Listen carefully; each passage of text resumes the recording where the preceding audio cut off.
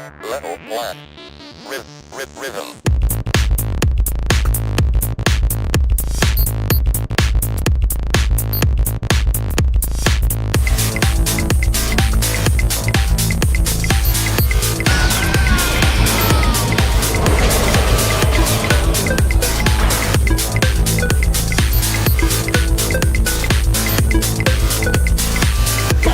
I'm gonna make it last. I give it to you right, girl, whenever you want. So come on, girl, let me take you to another world. You the one that I love, there ain't no other girl. Die for you, cry for you. This is what I can't deny. Die for you, cry for you. Please don't say goodbye. Die for you, cry for you. This is what I can't deny. Die for you, cry for you. Please don't say goodbye. 1, 2, 1, 2, 3, 4. Never say goodbye, I'ma die with you. I hate it when you sigh, cause I cry with you. See, I never say goodbye, I'ma die with you. I hate it when you sigh, cause I cry with you. Say it. CCT Tick 4. Woo!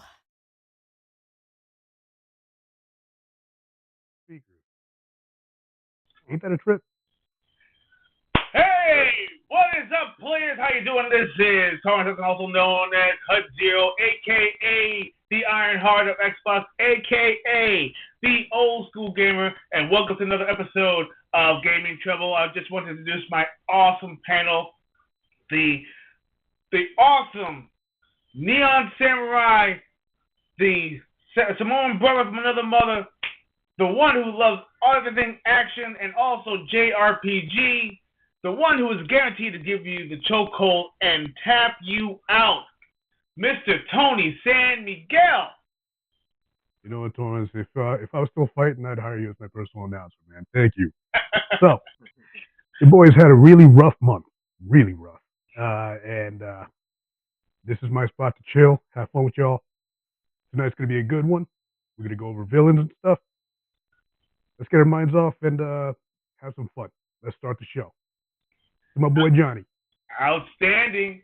And of course, not last and certainly not least, the ladies' man, Mr. Collector himself, the overachiever, the one who loves everything that is KOF, Mr. Johnny Elise. Yeah. What's going on, players? And I can agree with Tony. I mean, the whole month wasn't too bad until we reached the end of the month. That's when everything shit hit the fan. So I'm sure this episode Airplane style. Yeah, pretty much. But I know this episode will be great. We're going to be discussing our favorite villains. So without further ado, why don't we get the show on the road, gentlemen? Yes, indeed. And since we are talking about villains, the evil ones, the ones that we love to hate.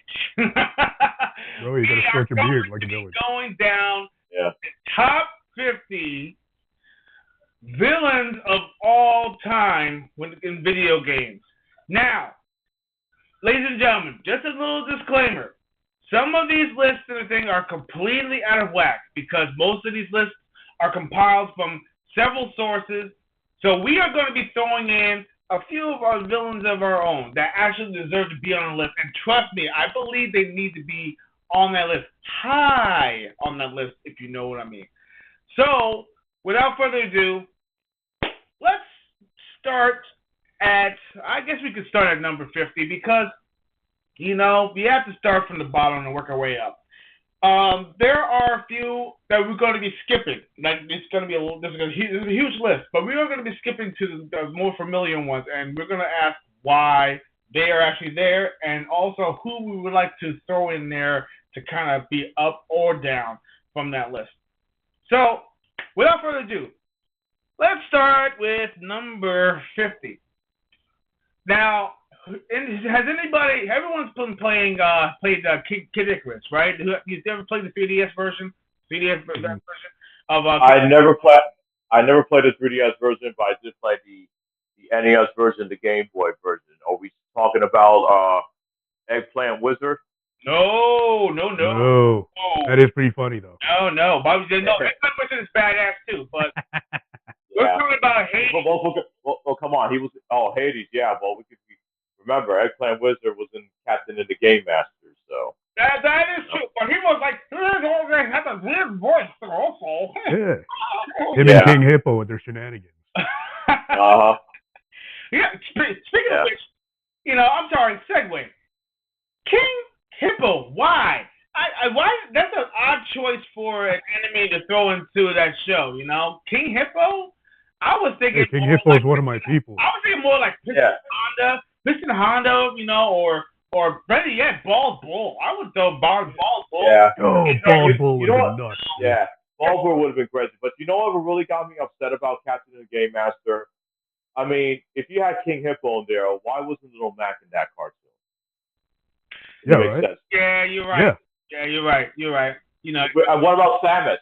Samus Aran should have been in on that show too, especially. Yeah, they should have all had the counterparts, like Hulk Hogan's Rock and Wrestling. Yeah. Man. They all had their heel counterparts. Yeah, they had Mega Man against Mega Man with Dr. Wily. They had him on there. Yep. And they had Kid Icarus with Eggplant Wizard, and Simon Belmont, who looks like a damn pilot idiot, had Dracula in there. Yep. You're right. I guess you didn't like the design. But then again, there was. Dude, he looks like a damn pilot. He did. I mean, Simon Belmont, what it's supposed to look like. He's supposed to be like a Conan the Barbarian with long hair, a badass. Yeah, and a whip. Yes. Like a real whip. Well, exactly. What I think though, I think you will agree. Samus Aran should have been in there, because number one, there was a Mother Brain. Mother Brain was the brains of the operation. So why not? There you go. But I think I know the reason why.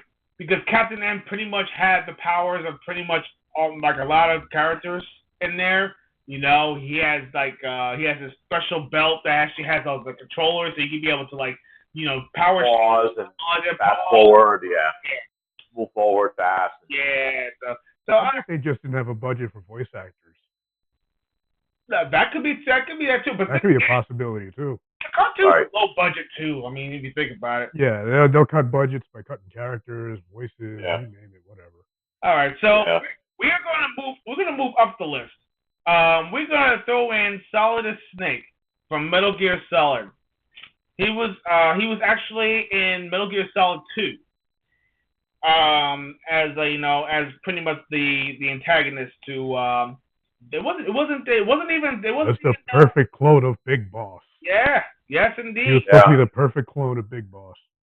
Mm-hmm. So I would consider him a badass character, but I would probably push him up on the list. They have him at 44. A little higher. 45 actually. 45. Yeah, he needs to be a little higher. I would probably push him up much higher. Much higher. All right, so let's get to some familiars. Dr. Robotnik at number 43. Surprisingly, that was above Solid Snake. Why was that? He should be. Yeah. Dr. Robotnik should be higher, Yeah, he should be higher on the list too. But seriously though, but he's above Solid Snake, really? As bad as a badass villain? I wonder. That was the criteria, badass villains. Yeah. Really? Yeah, no. Dr. Robotnik's not more badass than Solid. No. No. I mean, Dr. Robotnik has his moments, though. I mean, he does have some badass mechanics and all that other stuff. And he's not a very stupid guy. No. He's not very Solidus has an Iron Man suit, laser swords, and Metal Gear Rex. So, I think Robotnik would be kind of screwed there. Yeah. He has all the Chaos Emeralds, though. He will be he'll be almost unstoppable. Almost unstoppable. There's the equalizer. Yeah. So. All right, but above him though is Dr. Neo Cortex from Crash Bandicoot. Oh yeah. Now I'll consider Dr. Neo Cortex as a campy, but like hilarious type of. He's serious, but he's like a comic relief in a sense too, because he always flubs it up and stuff like that, and I'm like, are you kidding me? They consider him more evil than Dr. Robotnik? I don't know, man. That doesn't sit well with me. Yeah. It doesn't sit well with me at all. He's silly looking. He's really silly Yeah, looking. he is. Yeah. You know, Naughty Dog knew what they were doing to make them the way he did. So, well, who knows? But Shao Kahn sits comfortably at number 41. I hate that guy. Everybody I hates him. hate that. He talks so much shit, Yeah. and he is so cheap. He talks so much shit, and he's a really evil son of a bitch, though. Especially he brainwashed Kitana's mother too. Yeah, that's true. You know? That's true. Gameplay-wise, he pisses me off. Yeah. He said right there he was going to kill. He was going to kill. You know, he was going to kill. Goodness gracious. He actually was a manipulative asswipe. Number one, he actually killed. You know, what's it called? Jirard. He killed King. I'll explain this. He killed King Jirard, which was Kitana's real father, and that was Sindel's husband. Right. He killed him, and then took Sindel as his wife, and then she ended up ending herself, and then later on, he decided to, with the help of Shang Tsung, resurrect her, and then the only reason why he did that to resurrect her was so that way both of them can have Let me ask you a question about Shao Kahn. Is he Sure. a quarter dragon? Is he a quarter dragon? He looks a lot like Goro with regular arms. Johnny, you gotta have to explain this because You might know. I know. That's something to deal with the Deadly Alliance and also Annihilation. It was like not Annihilation. Between Deadly Alliance and I think it was the next game. Something about like there was he kind of like merged or something like that with like the dragon portion of that last. Remember the last boss? Here's yes. lost. If you see him without his helmet, everybody's seen the Shao Kahn without his helmet. I mean, he looks like a dragon man. On his head. Yeah, they didn't explain exactly what he's originally supposed to be because people thought like he was Tarkatan, but he is not a Tarkatan. He's more. Well, here's why I think that too. The Shokan, aren't those what Goro's people are called? His name's Shao Kahn. Well, the Shokan, the Shokans are the half man, half dragon creatures. Yeah, that's what I mean. I'm like, is he at least part? He's definitely not human. Yeah, he's definitely not human though, but he is merged with something. He is merged into something like human though, or more has something like a Tarkatan. He might have Tarkatan blood in him, but not fully, because he doesn't have the teeth though. I mean, he does look vicious and he does look more, He looks like a Shokan. And right. that damn hammer. Oh, the hammer. Yeah, that damn hammer and that shoulder tackle.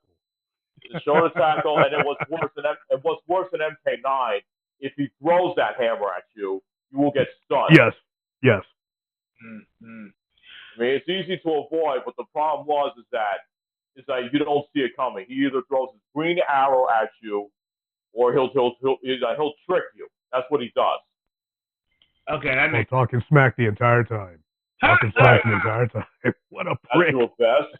Yeah, absolutely. So he takes Sindel as his wife because that's the only way he wanted her was his wife, so that way he can have control of Earthrealm. That's all it is. Die. Well, yeah. You will die. He's just a tyrant for power. Yeah, he's a prick. That's all he. Yeah, that's all he is. So your typical politician. Yeah. Absolutely. Yeah. Absolutely. Sorry. But you know though, if you think about it, it is kind of political, because he had to bribe Sindel to be to actually rule Outworld in a sense. Oh yeah, everything was undermining. Everything was undermining. Yeah, so, that's par for the course. Yeah. Hey Dorian, what's up, man? How you doing? Dorian, what's going on? That is Dorian. What's up, buddy? Yes, join us again. Let's see what we got here. Dorian's one of our OGs. He's a man. Yes, indeed. Yeah. Yes. let's move up the list. Mother Brain, Metroid. I consider him or her just a brain. But then again, if you're thinking about the Super Metroid, when he turned into a gigantic freaking beast that had with that beam and shit. Yeah. I would say yeah. Oh yeah, that thing was terrifying. Yeah, she was menacing. Yeah, absolutely. You know, still can't forgive her for destroying my freaking Metroid though. Oh yeah, the part when she's about to drain your whole life, and that Metroid stops her, and then the Metroid it gives you back some of the life, and then eventually wakes up and kills the Metroid. Yeah, I was with you. Yeah, at least you got your revenge, though. That's all. Oh yeah, you certainly did. That power that he gave you. Yep. Absolutely. Yep. Yeah, that was just so bittersweet though. It was bittersweet. Oh yeah. That Nintendo had a gem. That whole entire game was epic. It was epic. The music, everything about the game was epic. The ending also epic. So I actually feel like satisfying. If they were gonna make a movie out of that, I would make it out of Super Metroid alone. Oh yeah. Everything else. Yeah. Super Metroid, absolutely. Definitely. All right, moving up the list. Let's move to some funny ones. Actually, Dr. Nefarious from Ratchet and Clank. Okay. Yeah, I would put him up there because he's a silly bastard. Even though he's kind of like wigs out a lot, he definitely is kind of sinister. He is. He is. He looks like Megamind and Yoda had a baby. Pretty much, because the way I can see that. I can definitely see that. Made a robot parts and everything. He was like half, just half robot and half whatever he was, and that face and the way he talks and stuff like that. My God. He does kind of look like Megamind. Yeah. Megamind, yeah. It's the face. It's the face. And then right above Dr. Nefarious, we have Xehanort from Kingdom Hearts. Who? Xehanort. Is that how you pronounce it? I don't know. This is one of the ones I'm not familiar with of JRPGs. Yeah. Okay. Now Xehanort. Okay. Well, let me explain. They all look the same, dude. Well, he's got that other look too. Yeah, that's true. But here's the thing. Okay. Now the lore, Kingdom Hearts. The Keyblade Wars actually goes all the way back. Okay. Sora basically was actually destined to actually wield the Keyblade, as much as his friend Riku and also Kairi. All three of them, I think, actually were destined to be able to wield Keyblades. You know who I dub him as? Huh? He's a Disney princess, Dr. Mindbender. Yeah. That's the vibe I'm getting right here. This is more of almost like a quirky but serious type of game because even Mickey kicked butt. He looks kind of cool though. Give him that. Mickey Mouse kicked ass. All right, Mickey Mouse. Well, he's King. Well, that's why his name is King Mickey. That's why. There you go. Yep. So he's King Mickey. Well, I saw Mickey beat up the Jonas Brothers in South Park, so he ain't no joke. Oh God. I know you. He did it mob style, bro. He looked like Sonny Corleone beating up the guy in the alley. Oh my God! I forgot about that episode. Yo, Mickey went. Yo, seriously though, I would say you can't deny that Mickey actually has some badassery inside him, But on serious note, Xehanort. Don't mess with Mickey's money. No, don't mess with his money. Mickey's money. Money. Take you out. Absolutely. But Xehanort is actually badass because he was the one who manipulated. He wanted to have full control of all the Keyblades. That's his goal because he actually wanted to. He actually had. He was behind the whole the Heartless. He actually wanted to open the gates completely so he can actually gain all that power for himself. So yeah, he is considered like high up there because he was behind everybody. He was behind the whole entire thing, and he literally leveled all the Keyblade warriors in the wake, and there was only 3 that was left. It was actually Kairi, it was Sora, and it was Riku. That was the only 3 that were left. Right. And surprisingly enough, when they lost, and it was almost like a back to the beginning kind of thing because they were reincarnated in some kind of way because it was weird. The story is very, very weird, but how this whole thing came about was there's a light side and a dark side, and because Riku and the folks are actually in this kind of deserted island in the middle of nowhere and no one knows what the heck is going on. That island is actually a world of its own that was actually in a void. I had no idea about that. I said, oh wait, what? They're actually in a void? And then he got reawakened.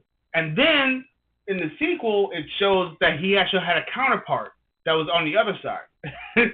Okay, it's a long drawn out story, but Xehanort actually deserves to be on the list. But I would probably keep him where he is because he's not that sinister, but he's calculated. Let's see. 31. The Flood. Halo.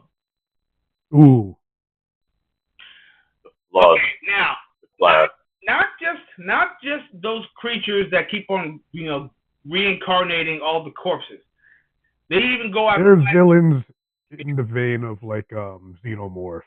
Yeah. Like aliens. Yeah. They're that kind of villain. If you see the creature at the end, that right there. Oh God. Yes. Now, everyone wanted to know what the reason of those rings were. That ring was a weapon. It was meant to cleanse or destroy, the flood. It was to prevent the flood from spreading. That's the reason why the rings were actually made. So, but of course, the Covenant considered it as a sacred symbol, and they were going to turn it on. Now, of course, Master Chief and everyone else did not know what they were for, and they wanted to destroy the rings. What, to their horror, they found out that those rings were necessary, but they destroyed it. Whoops. And now the flood is actually spreading all throughout the universe. Yikes. Yeah. That's crazy how they spread. Yeah. You try to do a good thing, and it turns out to be a very, very bad thing. So, Whoopsie daisy. yeah. I didn't Whoopsie know. But the flood actually, Katana gets left behind in Halo 2, obviously, because supposedly, somehow, some way, she actually has gotten contact with the flood itself. And the flood was communicating with her. But I think that's another reason why that Cortana actually got corrupted in a sense. Because when her Master Chief found her again, somehow, she was actually like manipulated in some way. Like she was like corrupted. She actually had information that she wasn't supposed to have, and she actually had it in the system. But also, her time was actually almost up because she's only supposed to last for a certain amount of time. So her brain was starting to get. The whole entire Halo lore is crazy, man. Oh yes, Gravemind. That's what he was. That's just what Dorian was talking about. Gravemind, which was the leader of the flood. Yeah, it's my God. Yeah, if you watch it, if you watch the some video, if you actually play the game, or better yet, play the game. I would say Just play the game. Just play the play game. the game. Just play the game. That's all you have to do. Play the game, finish it, and you will It's see. it's much better. I Absolutely. mean, you could read the novels. I mean, the Oh, novels were good though. all the novels. Yes, there is a novel called The Flood, so you can. Yeah, they're pretty good though. But I suggest if you want to have more fun and entertainment, play the games. And then if you have extra time for yourself and you Yeah, want to get video more can into only the do Halo so much series, for you. True. yeah, If you're playing the game, it immerses you much better than just watching a video. So That is right. true. play the game. Let's talk about what's above that at number 30, the Locust Hordes. Mm. From Gears of War. So Oh. you could also throw in General Ram and Queen Maria. She's the leader of Agreed. Agreed. Loki. You know what? Let's stay on this one right here because this is a nice little. Okay. That's what I'm saying. Those two are part of the Locust War. Remember, they're the leaders. So you could actually throw them in there. Right, that's true. Now here's the thing: out of all of them, who do you feel is more of a threat?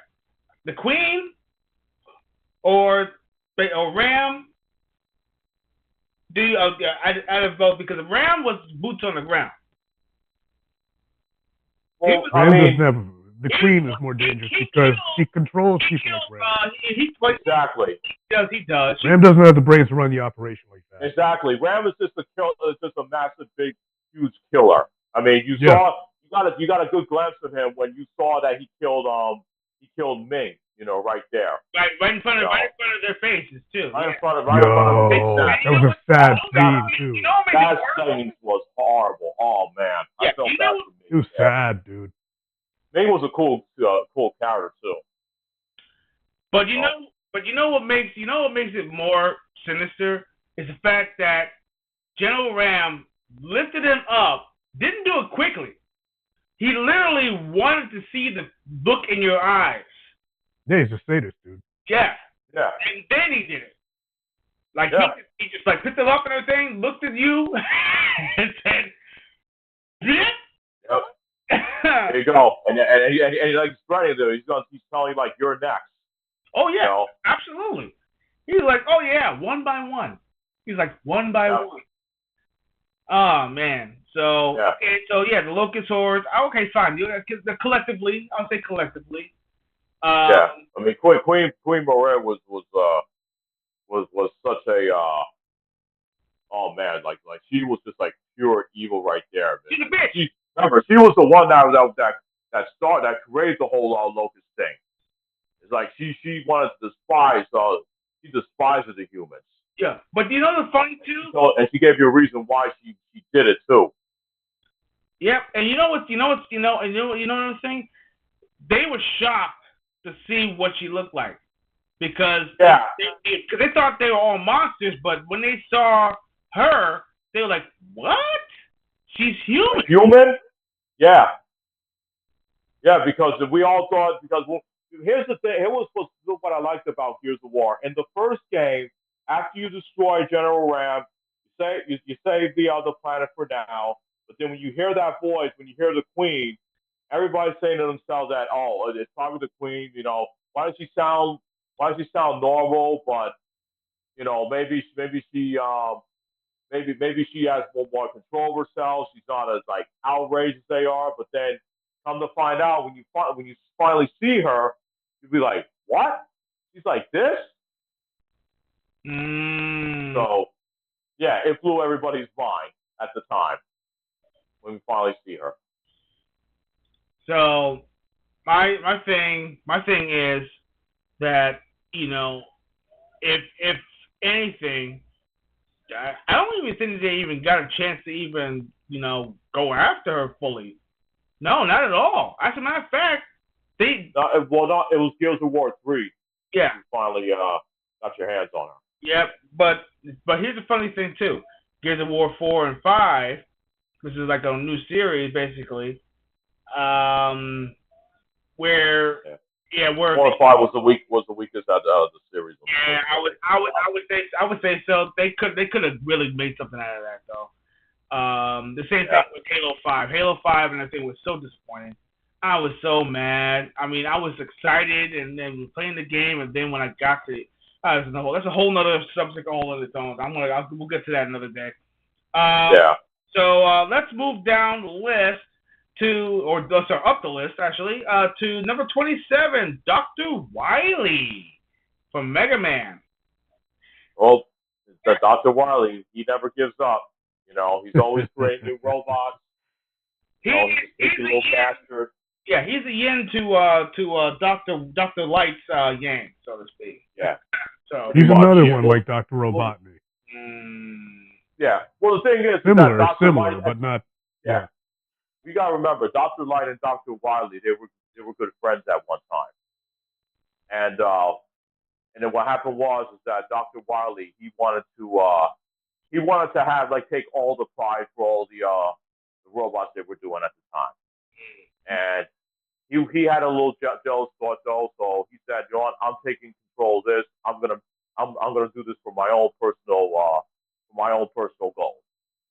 And that's what ended up happening. And then Dr. Light saw that, okay, he's no longer the Dr. Wily I knew back in the college years when we were going through all the events and showing the world what robots are supposed to do. He's just taking them for his personal use and just wants to use it for his own agenda.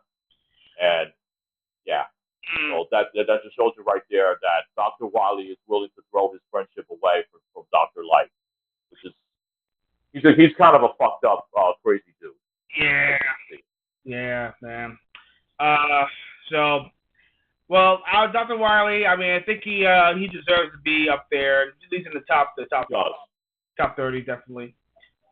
Team Rocket from Pokemon. Yeah, you know what? I would throw them in there, but I guess. You know, I mean, look, no. Team Rocket is not just Jesse and James. I mean, Team Rocket is a whole entire organization. They're like the Red Ribbon Army. They're their own thing. Yes, it's similar. Yes. So, they're relentless. They're trying to steal Pokemon. They're, I think they're. I don't know. They're selling them. I think they're actually. I like Jesse and James though. No, they're the comic relief of the town. I like them. Them and Meow. Yeah. Come on. They're funny. Yeah. It's sad that blasting off again. Sad that the voice. Exactly. They're blasting off. And I love that time. And I love that time. I don't know if you saw the movie Pokemon in 2000 though, when they actually they helped out Ashdale. They became good for once and likable. So. Yeah, I remember that. They have their moments. Huh. Oh yeah. I saw that with my little brother back in 2000 at the theater, so it was fun. All right, so we're moving up the list.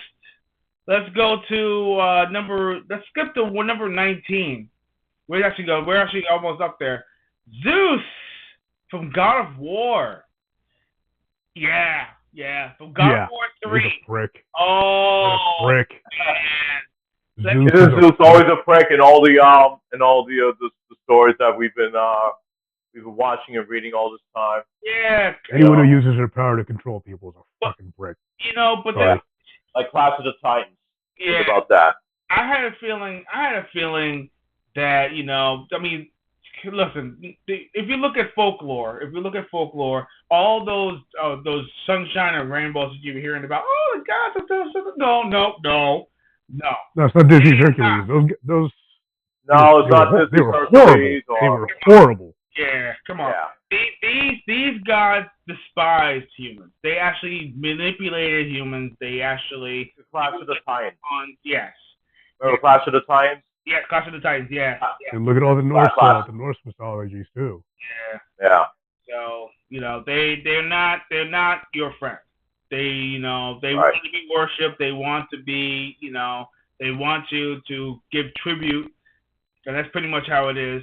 And of course, when it comes to Kratos actually despised everything about the gods because they're the ones that actually got him how he is. and he wanted to just say, okay, you know what, enough is enough. So he took it to all the gods. He's like, okay, you know what, want to do all this? I'm gonna bring my elements. I brought the elements with me, and we are going to go and kick your ass. That's why Kratos is my boy. Yes, Kratos with the ass of everybody. He wants, he wants to take your dumb tributes and all your worship and all that crap right up your ass. Man, speaking of God of War, though, I just bought the God of War collection for the PlayStation Vita, so I'm looking forward to playing the first and second game on that system again. Nice. It's been a while. Nice. Gotta get this trophy. Indeed. Yeah.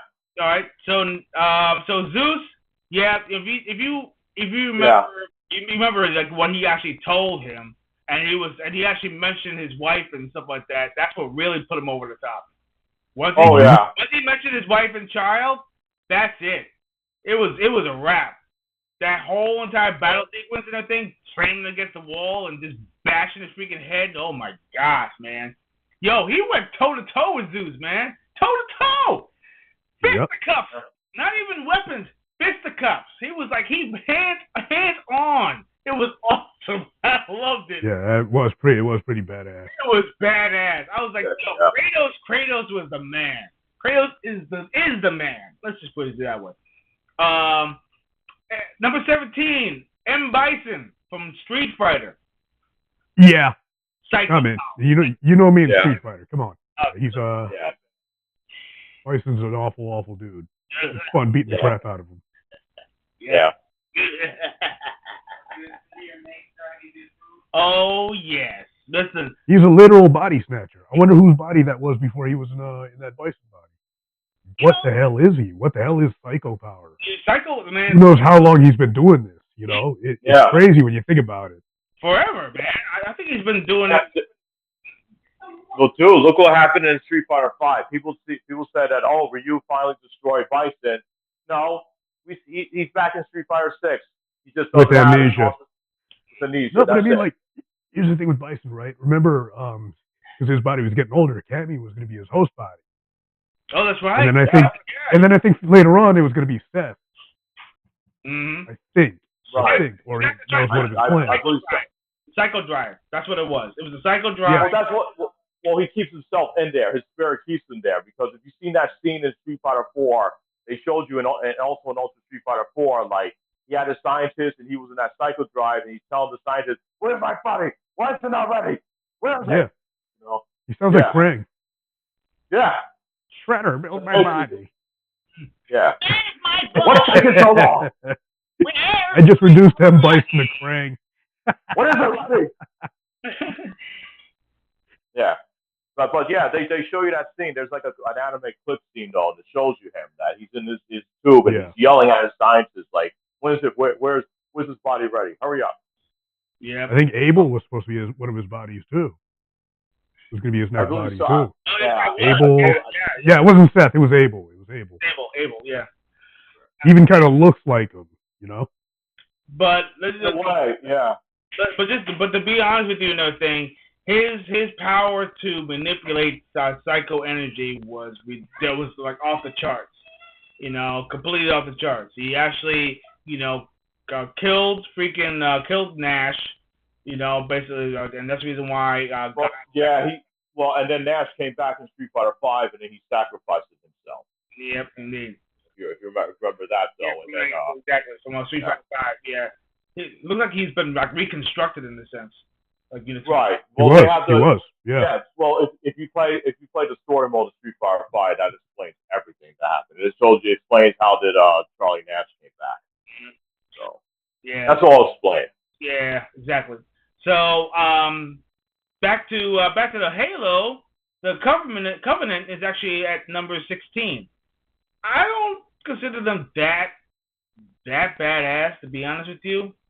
I would probably put the Elites in there because the Elites, I mean, they had, and also the Brutes. Now, the Brutes I can say are the most villains though, because remember the Arbiter joined forces with you later on. Right. Remember that. Yeah. And Brutes, I think, are more assholes. yeah, the brutes are they're considered more warrior. They're more warriors, sensed, or like brute. They were like, okay, they're brutes for a reason. They're not mindless, but No. they have that warrior sense about themselves, and they teamed up with the elites for now because of the way they are, and then The brutes remind me of Krogan. yes, Personality-wise, they're very much like Okay. Krogan. good analogy because that makes more sense than anything. Because if you remember in Mass Effect, My favorite game on the Citadel. yes, and they actually felt like they were being shit on, and They were though. Yeah. They were the Krogan screwed over. True. They were screwed over bad, dude. Well, yeah, that's true, but think about that. Listen. If you actually paid attention to what what's his name, what Krogan actually said, he was talking about like all the things that I think when the Citadel, when they were actually at the Citadel, and they were talking about all. They talking about Rex. Yeah, talking about Rex, exactly. Yeah, Rex. They've always been like that, though. They've always been like warrior people like that. Yeah, they did get screwed. Yeah, but they were also untrusting though because they actually do shit in their thing that were kind of underhanded. Also, I mean, if you think about it, they're not as stupid as they say they are. No, not at all. Or they try to play themselves off. Yeah, they play themselves off as the so-called what do you call it? As the weakling, as the one that's been stepped on too much. They're the one that's crushed under the wheel, so to speak. Because in every single episode, every single time that I actually had him as a partner, I'm listening to all that stuff that he was saying. I'm like, dude, I don't trust this fucker, man. I really don't. I had him part of the team. No, seriously. Come on, man. Rex is my boy, dude. No. When he was part of my team, he's badass. He did his shit. He did his thing, right? But overall, though, once I got to a certain point, I had to break ties. But then at that point, then he started getting hostile. And then when he got I know what point you're talking about. Started attacking everybody, I was like, oh, so that's how it is. Okay, I feel you. So I had to take him out. He just went in a whole different arc, man. Because I calmed him down, and I got his loyalty. No, my playthroughs. No. Yeah, that's why he's my boy.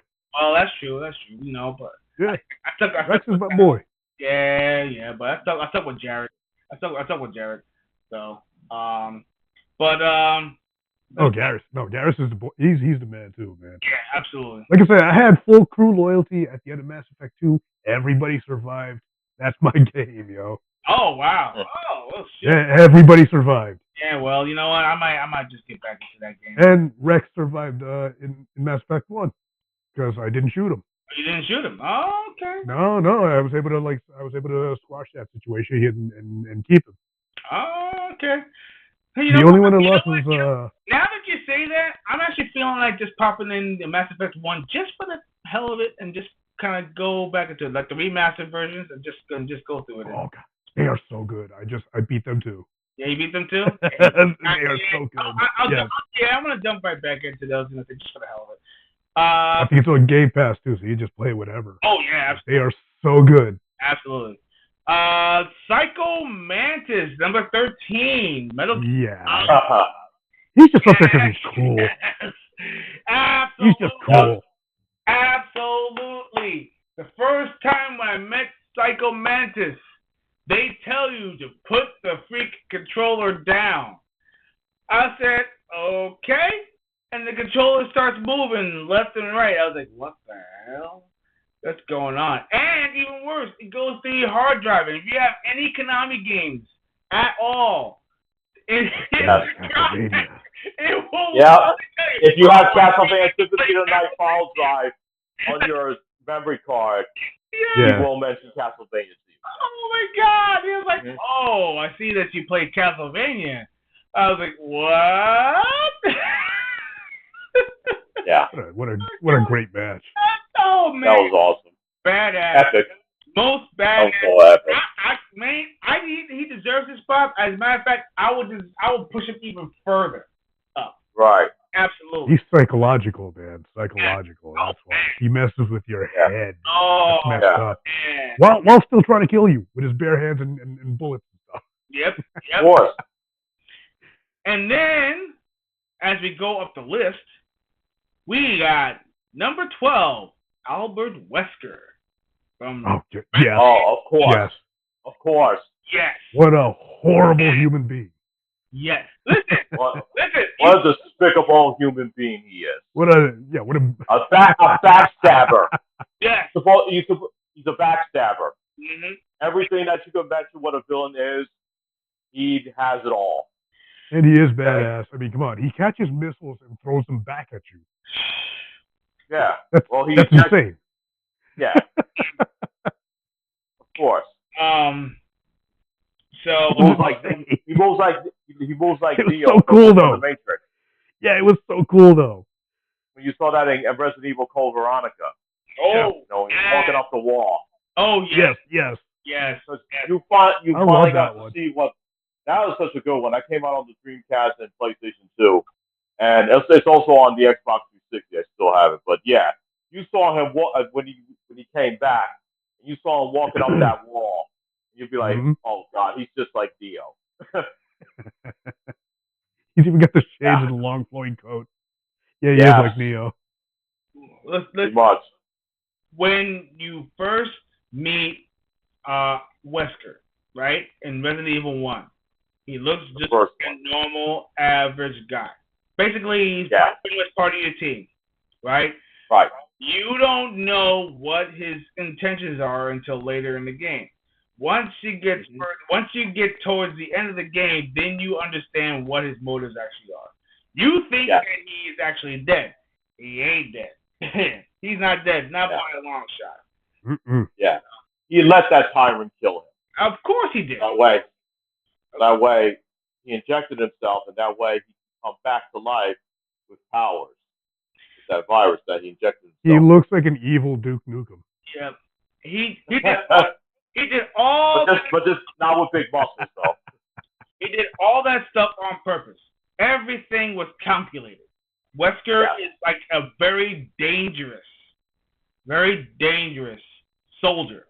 That's what he is.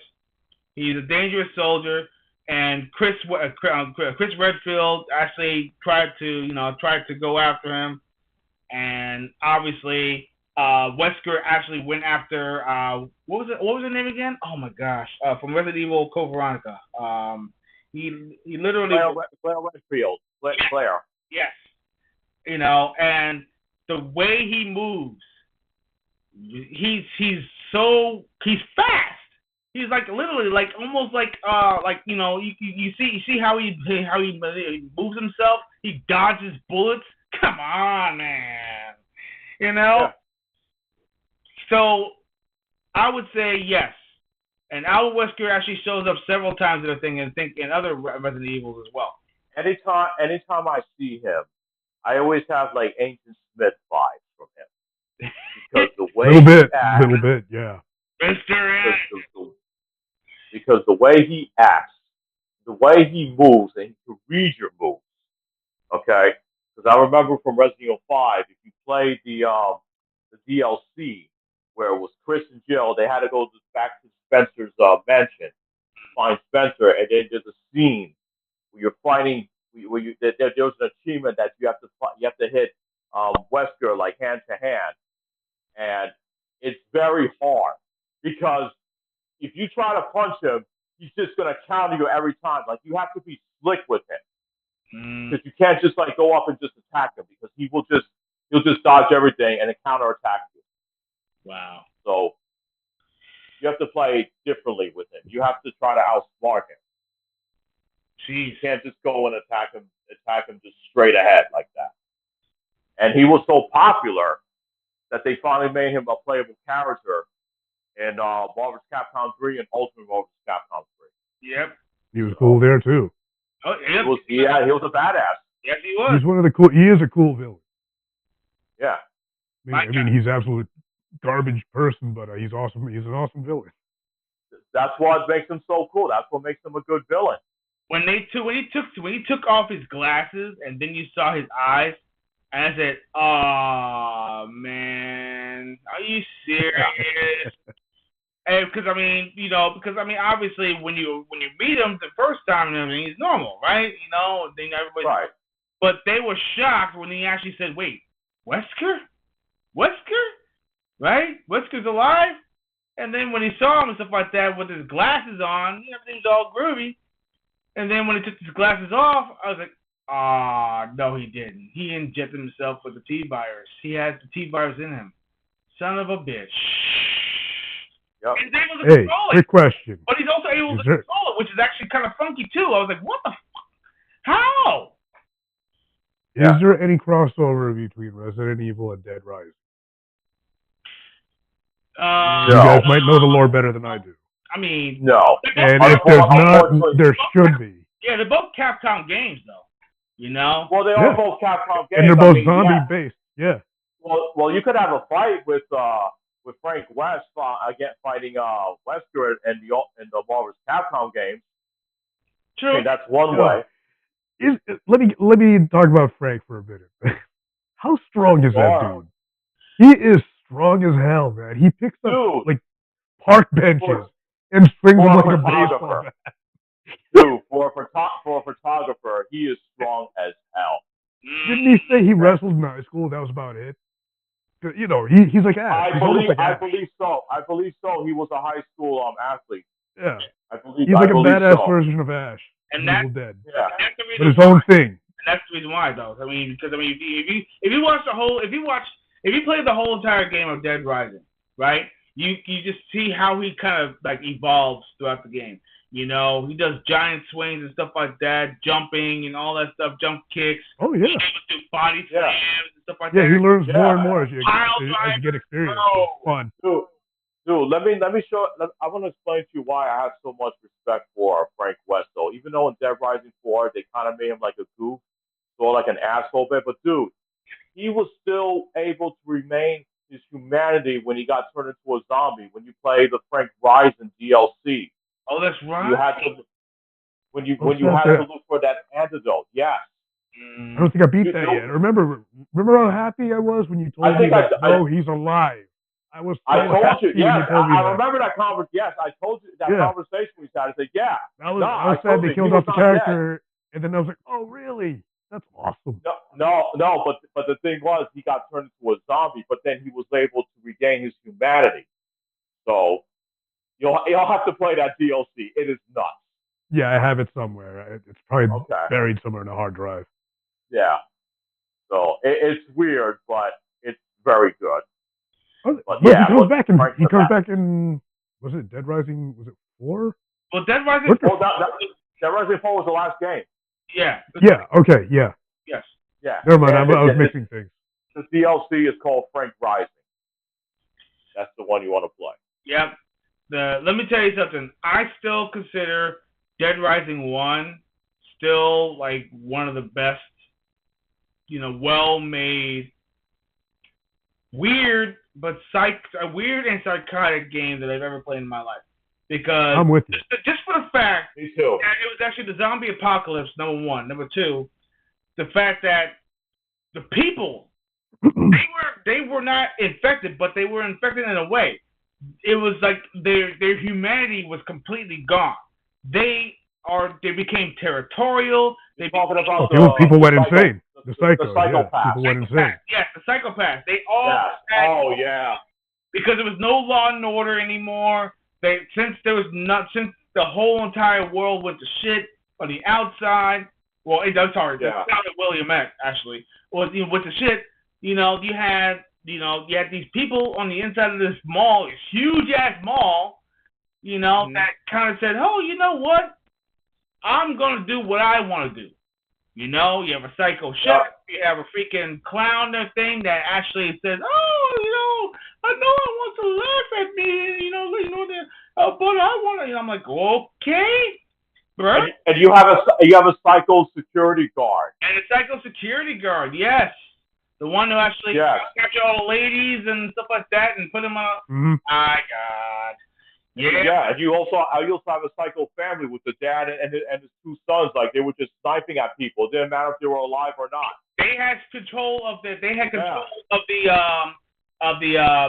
the gun shop. I think it was. Yes, it was. Well, they went to a gun shop up on the floors, and they got the snipers, and they just started sniping everybody.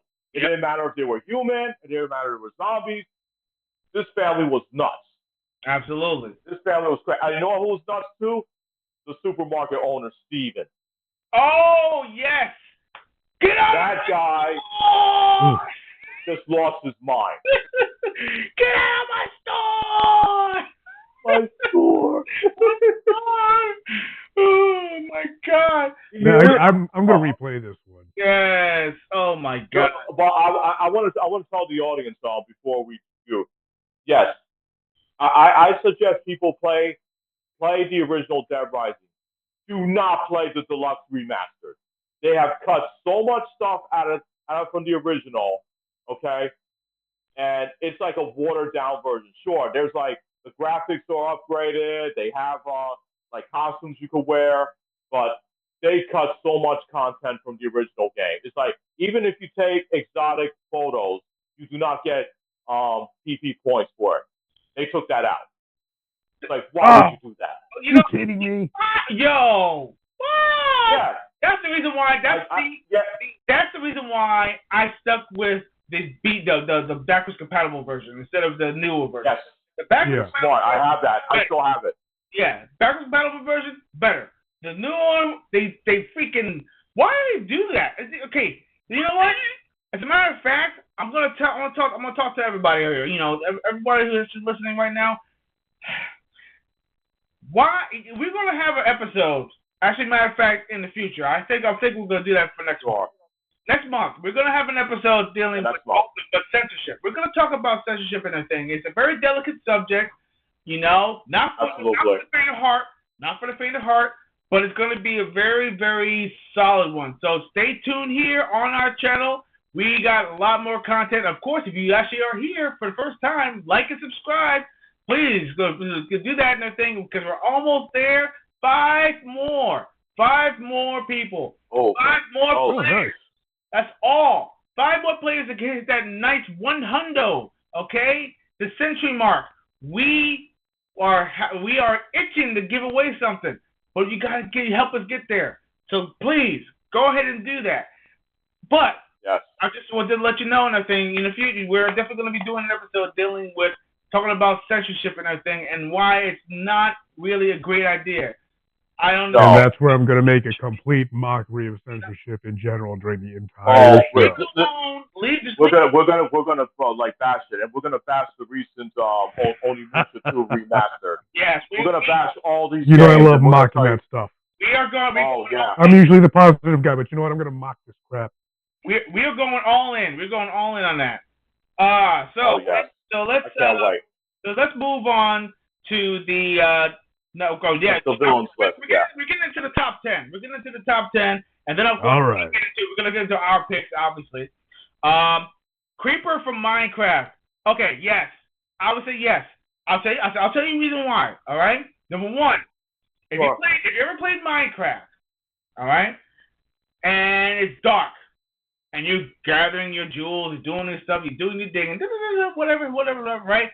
Everything's all gravy, right? And then, all of a sudden, out of nowhere, you hear,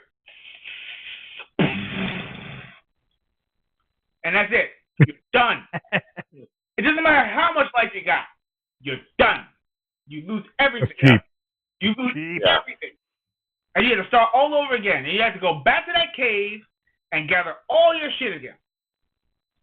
And hope. See, that's why I'm not going to play that game. That game's going to make me angry, dude. I'm staying away from Minecraft. No, seriously. Something like that would make me angry. Minecraft is like supposedly fun, and it is, right? But the thing is though, if you do adventure mode or anything like that, losing your stuff, losing your materials is almost, you know, kind of like saying, okay, I played Gradius, I got all my orbs, I got all my power-ups, I'm at the 4th stage, woo, I'm kicking butt. And then one tiny little mistake, and then all of a sudden you start the stage with a pea shooter. That's how bad it is. Yeah. And you're in the fourth, and you're in the fourth stage. Yeah, not fun. Not That's fun at all. Okay. Wow. It really is. That'll piss me off. I'm staying away. Yeah, that's a good analogy, right? Seriously, it's just that. That's perfect. That's perfect. Yeah, that is just so freaking bad. So yeah, Creeper, asshole of freaking Minecraft. Yes, definitely up there. And then of course, right after that will be number 9. Back into Metal Gear Solid territory, Liquid Ocelot. It kind of counts as 2 guys. Yeah, actually, I'm just saying. It does, right? Yeah. It does. No, That's Liquid Snake and Revolver Ocelot. All it is Liquid Snake and Revolver Ocelot's arm. Yeah, we got it. Yeah, pretty much. I mean, that. I mean, I would say if you want to do Liquid Snake as a good protagonist, because that was in the first game. So Liquid Snake would have been perfect. Yeah. So not Liquid Ocelot, just Liquid Snake. I would put Liquid Snake in that spot just for the sake, because basically he was like the yin to Solid's yang in a sense, because they were like polar opposites. You see his little smart ass from Metal Gear Solid 5? Yes. You see Liquid as a kid? He's a little Oh, smart ass then too. Yeah, man. Yeah, man. Absolutely. He's been a pain in the ass since he was a kid. So there you go. Yeah, but when you take out Liquid and also that freaking gigantic freaking what's that mech set? Metal Gear, obviously, a big gigantic freaking. Oh, you're talking about what was it, something like philanthropist or something like that. It was a long Greek sounding name, and it was huge. Holy shit, man! Pain in the ass, but when you finally take him out and stuff like that, you actually get satisfied. It's a bit of satisfaction from it, But here we go. Let's go. Here's a funny one. And I would have to agree. You have to be a Pac-Man fan to understand. If you played Pac-Man, if you're as good as Billy Mitchell, you would probably know Inky from Pac-Man. what color was Inky again? Inky He's the blue guy. He's the blue one. Man, the blue one. Okay. The blue little asshole in the thing that just decides to have its own way. It doesn't go by path. It doesn't go by any path at all. As a matter of fact, it literally it's weird. Wherever you go, it will actually find a way to go in a way that will actually trap you. So let's just say they'll cut you off. Right. The red one follows you, or it would literally follow you. The pink one actually decides to kind of do the polar opposite of what you do. So if you go left, it goes right. Then of course you got I think it was the orange. Was it the orange one? Yeah, the orange one. That's Clyde. Right. Now Clyde decides to Clyde's a stupid one in the cartoon of Pac-Man also. Well, yeah, it's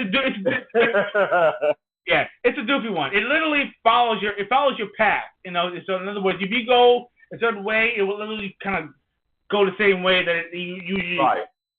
Now, Inky is the one that's like, oh, well, if you go left, I'm going to go right, but I'm actually going to go up because you're going down, and then we're going to somehow find in the middle because I see that this guy actually went that way. So let's cut him off at the path. Oh, there you are. You want to know something funny about who you're talking about right now? Inky. You know that's his nickname, right? Inky. Oh. You know what his real name is, right? What? They show it on the screen every time you turn on the Pac-Man. Oh. His real name's Bashful. It's his character, Bashful, and then nickname Inky. Oh, and the fact that he acts like that with the AI, calling him Bashful, is like ironic. Oh my gosh! Wow. He ain't bashful at all. No, he's not bashful at all. He's thinking of any way to kill you. Yeah, he's an asshole. He's like but that's what I'm saying though. He has his own way. It's like it doesn't want to go after you, but it's going to go after you in a different way. So It's like, oh yeah, well I don't want to follow you, but I don't want to go the opposite way you go, but I'm gonna go over this way because I think that this actually is gonna work, and it does. He's a bit jerky. Yeah, it's worse when you get to the later stages too. Trust me. Ah, man. Oh, he's fast. They're faster this time. Fast, yeah, fast. Yeah, and the power pellets last like a second. Yeah, yeah. Literally a second. Yeah, Oh. they just go the opposite direction if you actually get to higher levels. Number 6, my favorite, as you can see my little background right over here, Sephiroth. Yeah, I know a lot of people that would have gotten angry if he didn't make the list. And I Oh, would have agreed with them. Sephiroth. Yep. My Of course. favorite character from Final Fantasy. The one who actually crushed the dreams of many people. Hey, yo. Sephiroth is a show enough of Final Fantasy, man. Yeah. Just like Last Dragon, everyone remember show enough before Leroy. Of course. When you think of Final Fantasy, you think of Sephiroth before Cloud. Right. I still feel that pain that Cloud felt when he literally backstabbed him. I mean, he literally did backstab him. He actually was like, okay, you know what? You know, they were both soldiers. They both were mercenaries. They actually were with each other in a sense. They're like his big brother, dude. Yeah, kind of like his big brother. Yeah. Yeah, that's the vibe I got. They're like a big brother vibe. Yeah, but problem is that his he actually was trying to get Cloud to know what despair actually was. He wanted him to feel he wanted him to feel despair. He wanted to, because he felt like he could be a stronger soldier and everything, and he was trying to get it out of him. So he was doing anything in his power to actually make that happen. And God, man, he certainly did though. He got under Cloud's skin like nobody's business. That's a shit way to train someone, if you ask me. That was the way. It is. Yeah. But that's the way. It's a shit way to train That's someone. the way he is. That's how. Why he remains one of the top video game villains of all time. Yeah. When he killed Aerith in front of Cloud, that was a shit move. That was a shit move. That was so sad. He didn't deserve that. But the thing is, though, this is what Sephiroth said in the thing. He said it in a different way. You know, he wanted Cloud to know what pain and suffering actually was, and the only way to do it was to go after what he actually had feelings for. Because remember, Cloud could have just kicked him in the nails. Cloud didn't really have feelings for anybody. Aerith was the only one that was showing him his human side. That was the only one. Basically, everything that she did, she was bringing out his human side, and Sephiroth took it away from him. And that is the reason why I think he deserves to be up there in the top 10. I feel like he pushed up. He pushed up a lot. He should have been like number 3 or number 4, number 6. I don't know, man. That's pushing it. I think Sephiroth needs to be up there more, because that's just wow, man. Dastardly. He's a dastardly dude. Yeah, absolutely. But his music also is badass. One-Winged Angel. Yeah, it is. One-Winged Angel is like the best badass freaking soundtrack of any freaking RPG I know of. As soon as that music came on, you knew you were going after something that was going to be sinister. Mm-hmm. And then when you hear the orchestra and then stuff like that, you're like, oh my God. And then you hear the freaking chorus going. I was like, oh, this is so good. Yes. And of course, when you actually face that boss, man, that boss was a long ass fight too. Unless you actually had the Knights of the Round, which is, if you know, you know. It's a technique that you actually get when you get into a special cave. You need to gain the golden chocobo. The only way to get the golden chocobo, I think you have to win about 10. I forgot how many races.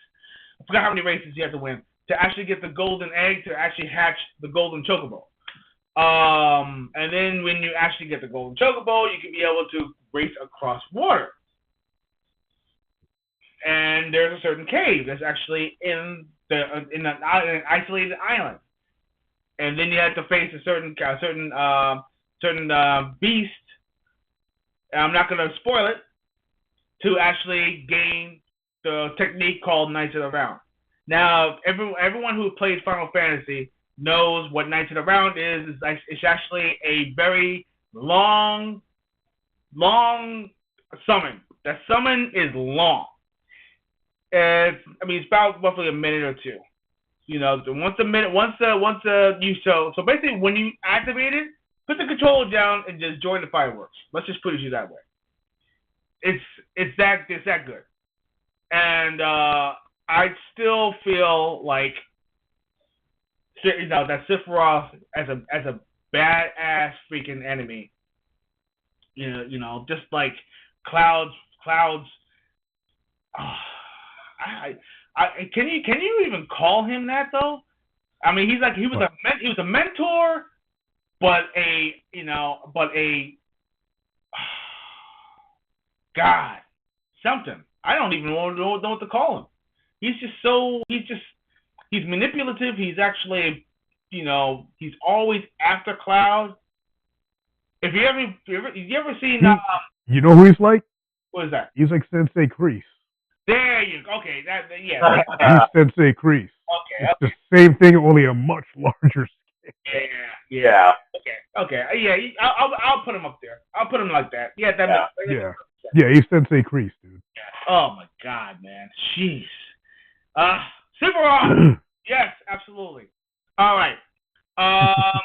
Let's see. Now my why is I see what happened. Okay, let's fix that. Really? Hold on.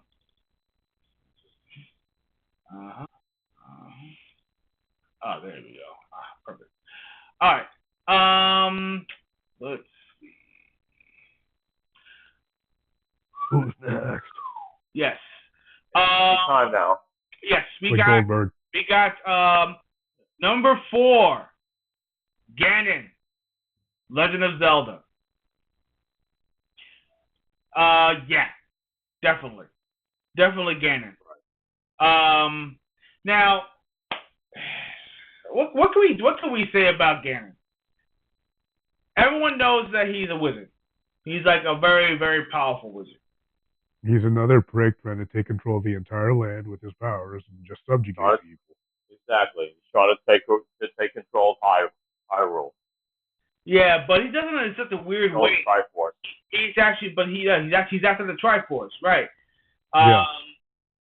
The thing about Ganon also is he's also after Zelda for some apparent reason, which I think he wants to pork her.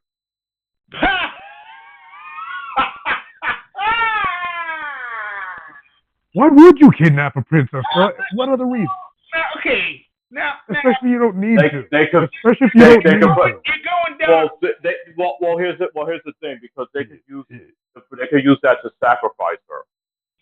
Because most days, princesses do have some power. They have some power in their blood, though, and if they can sacrifice her, that can give that villain more power.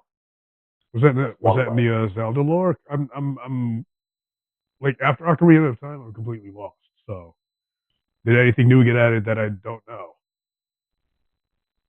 I remember Ocarina of Time. Zelda was running around in like that ninja suit in the desert. Right. She was Sheik. Yeah. Well, yeah. She was actually trained. Wasn't she trained? She was trained actually by. I forgot who it was. So she had magic powers too. I was trying to figure that out. I know she was a quick change artist and she's stealthy. From what I remember, she has the ability to be able to hold the Triforce though. So, right. So I feel like that's the reason why. Yo, that scene at the end of Ocarina of Time when Ganon says, "These toys aren't for you," and you see the Triforce in his hand. Oh yeah. Yeah. Before he grows into that big, when he's still Ganondorf. Yeah. Before he becomes Ganon. My God. Oh my god. I loved Ocarina of Time. Ocarina That of was Time great. I think Ocarina of Time was one of the best 3D games Peak Zelda. for Peak Zelda. Nintendo 64. By the way, Nintendo 64. Mhm. Of course. That was a powerful piece of kit. It was amazing. It was an amazing game. Yeah, you know, I mean, they showed off you know, the power with the Mario 64, but Zelda took it to a whole new level, and that was awesome. I'm gonna say something though. Sephiroth needs to be higher than Ganondorf. Yes, I agree. Yeah. I think if Sephiroth should be where Ganon should be. Yep. Absolutely. With him. And and because the fact that that they actually considered Ganon to be more you know, more of a villain than Sephiroth, they got another thing coming. You know, can you be able to summon freaking storms?